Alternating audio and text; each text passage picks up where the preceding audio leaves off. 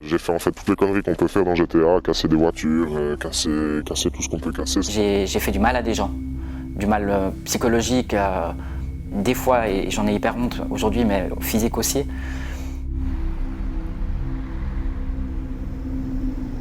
Nous ne mesurons pas toujours les conséquences de nos actes, et parfois, celles-ci peuvent avoir des répercussions durant toute une vie. Au-delà des sanctions pénales, il est vite arrivé de débuter sa vie avec des dettes et des problèmes au niveau civil. Nous avons demandé à 2 personnes de nous livrer leurs témoignages, voici leur histoire.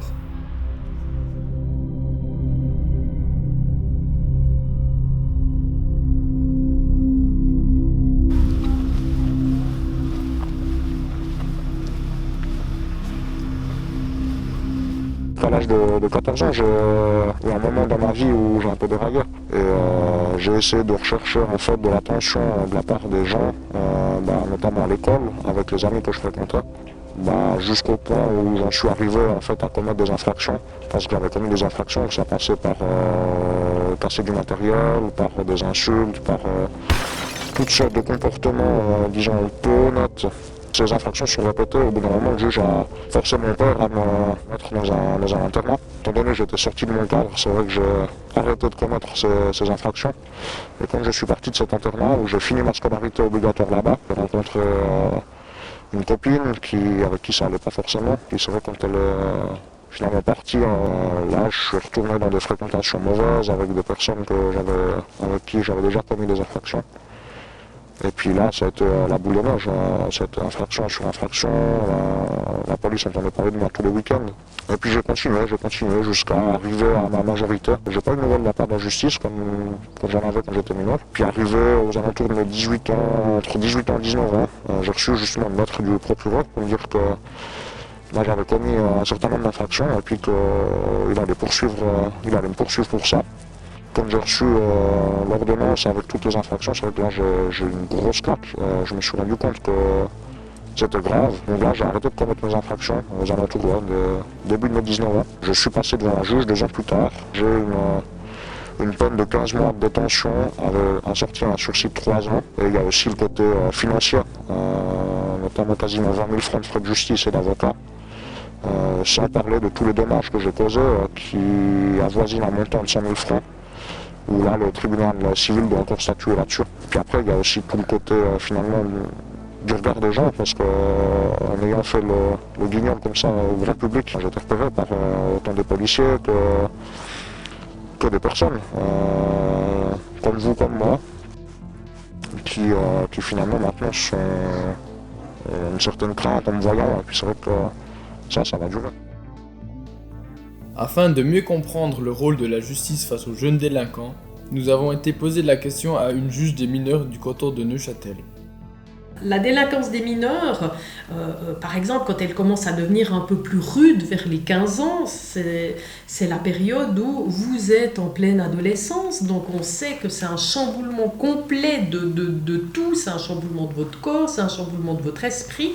Et puis dans ces moments-là, il peut y avoir aussi des tendances à la délinquance, à dépasser les limites, parce qu'évidemment pendant l'adolescence on éprouve, on teste les limites, et puis là la délinquance fait qu'on les dépasse alors d'une mesure beaucoup trop importante.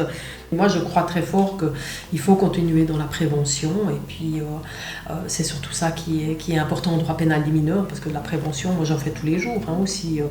Donc je fais des audiences, je condamne, mais toujours avec dans l'idée la protection et l'éducation du jeune, parce que ça c'est le but de la justice des mineurs en Suisse, c'est la protection et l'éducation, plus que la condamnation.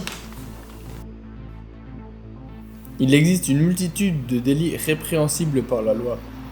De mauvaises fréquentations, des problèmes familiaux ou un environnement de vie malsain, cela peut facilement pousser une personne à dépasser les limites du cadre légal.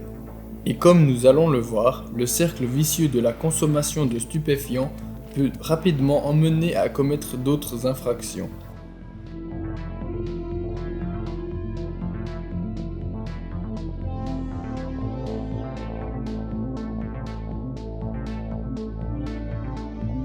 À 17 ans, je me suis retrouvé à la rue de manière définitive. Enfin, j'ai assez vite commencé à consommer en fait.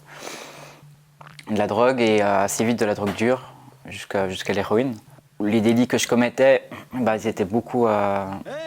c'était dans le but d'avoir de l'argent pour acheter de la drogue, en fait, pour pouvoir continuer à me droguer. Avec ce qui s'accompagnait, donc la dépendance physique et puis tout ça. Au bout d'un mois de consommation, je me suis levé un matin, j'étais malade, j'ai consommé, ça allait mieux, et puis je me suis dit, ok, bon, je suis accro, quoi. L'impression que j'avais, en tout cas, c'est que pour m'en sortir, il fallait que je sorte de la rue d'abord. C'était dans ce sens-là qu'il fallait que ça se fasse. Et j'ai fini par réussir à entrer dans un centre de désintox à Seury, à Lausanne. Et je me suis rendu compte en fait que ça allait pas, en fait, que ça me correspondait pas, que j'avais une attache qui était trop forte en fait au produit et que j'y retournais systématiquement, même hors sevrage physique, tu vois, il y avait quelque chose au niveau mental qui se faisait. Et du coup, je suis retourné en cure à Seury. J'ai demandé à avoir un centre avec un cadre qui soit plus fermé. Donc je suis arrivé à la Fondation Barthélemy à 19 ans. Ça a été assez dur. Je pense pas mal pour les autres en fait, parce que moi je sortais de la rue, de la prison, tous ces trucs, et du coup j'étais vraiment formaté à ça en fait, dans des rapports de violence, dans des rapports, enfin disons pas des rapports de violence, mais des rapports de force qui étaient très pesés. J'avais peu de maturité, je prenais toutes les choses hyper personnellement, je pétais vite les plombs, j'étais un peu sauvage. Donc j'ai réussi à couper du produit à partir de là. Et j'ai commencé une réinsertion, j'ai eu un appartement, j'ai machin et tout. Puis, et à 22, 23 ans, je suis retombé dedans. Je suis retombé dans la drogue et de manière assez dure, assez violente, avec cette fois-ci le crack. Je me suis de nouveau retrouvé à la rue. Et après, j'ai réussi à trouver une caravane. De la délinquance pure, j'ai fait moins de conneries. J'ai quand même dû faire de la prison cette fois-ci aussi, mais c'était pour des amendes ou des choses comme ça. Ça a duré 2-3 ans, je crois.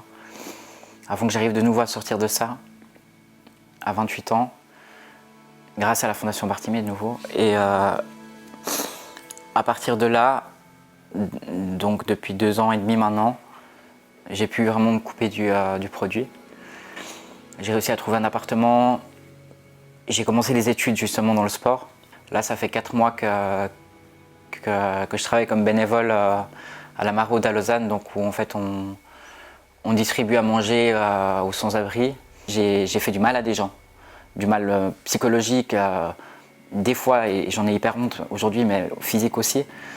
Je pourrais jamais réparer ce que j'ai fait, mais je pense que la moindre des choses, c'est de l'assumer aujourd'hui, tu vois. Quand t'es à la rue, t'accumules des amendes. La période où j'étais à la rue, je prenais le train comme si j'avais un AG. Enfin, tu vois ce que je veux dire, je me posais même pas la question de payer le ticket ou pas. Et les amendes CFF en Suisse, elles se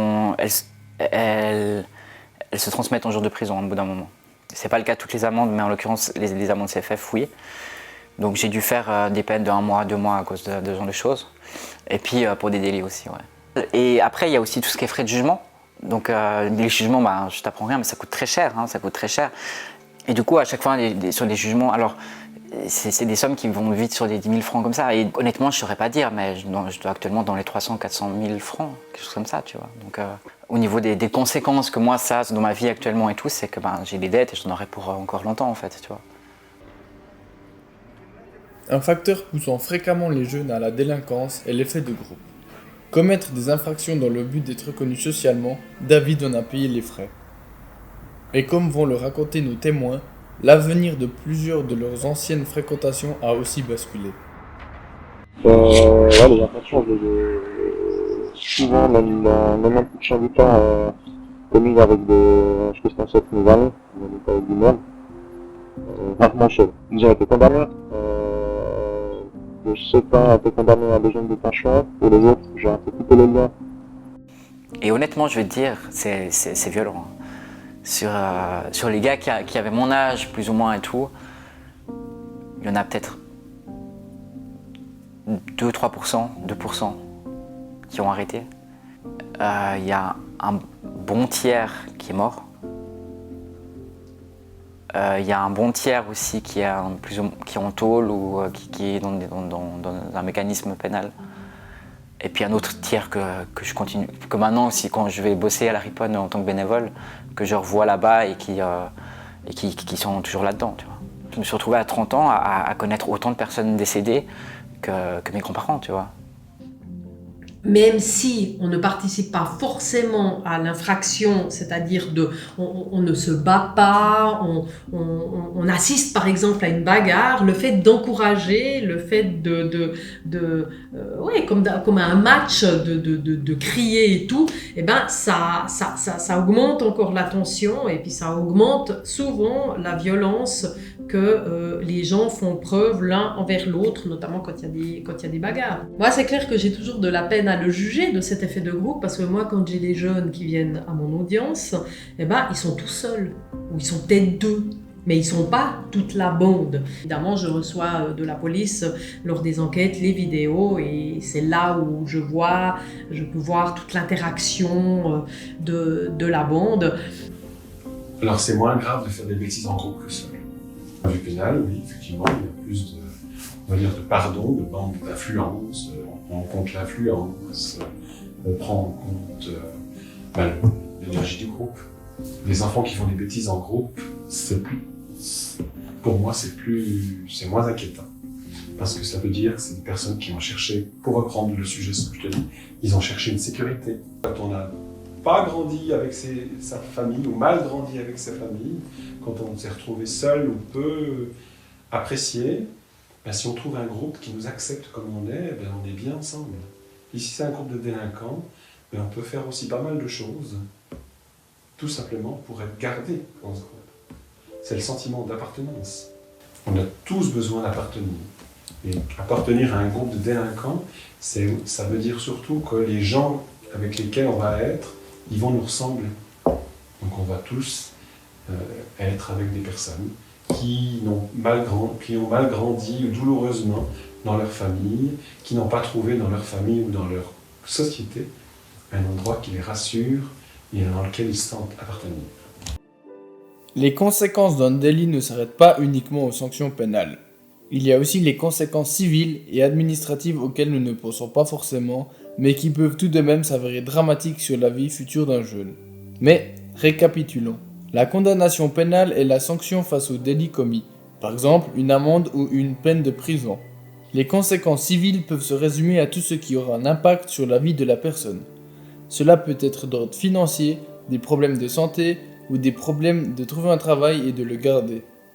Les décisions administratives sont tout ce qui se rapporte aux documents, tels que le permis de conduire, le permis de séjour, etc. Prenons un exemple pour y voir un peu plus clair. Un jeune Suisse, âgé de 15 ans, publie sur les réseaux sociaux des images de son ex-petite amie de 15 ans dénudée. Les algorithmes détectent qu'il s'agit d'une image pédopornographique et qu'il est l'auteur de la publication. Vu que la grande majorité des serveurs des réseaux sociaux se trouvent aux États-Unis, les autorités américaines vont informer la police fédérale suisse qui transmettra le dossier à la police cantonale. D'un point de vue pénal, le jeune homme écopera d'une sanction. Il subira sa peine et passera à autre chose. Mais les problèmes ne font que commencer. Pour exemple, lorsqu'il postule pour faire son apprentissage dans une crèche, le patron lui refuse la place car il a des antécédents en lien avec la pédopornographie, ce qui interdit de travailler avec des enfants. C'est une conséquence civile. Pour les conséquences administratives, lorsque, quelques années plus tard, il souhaite partir aux États-Unis, il est possible qu'il n'obtienne pas son visa car dans une base de données américaine, il est noté que cette personne est connue pour de la pédopornographie. Il est donc très vite arrivé de franchir les limites de la légalité, et comme nous avons pu le voir, les conséquences peuvent devenir dramatiques pour toute une vie. Soyez vigilants et réfléchissez à chacun de vos actes.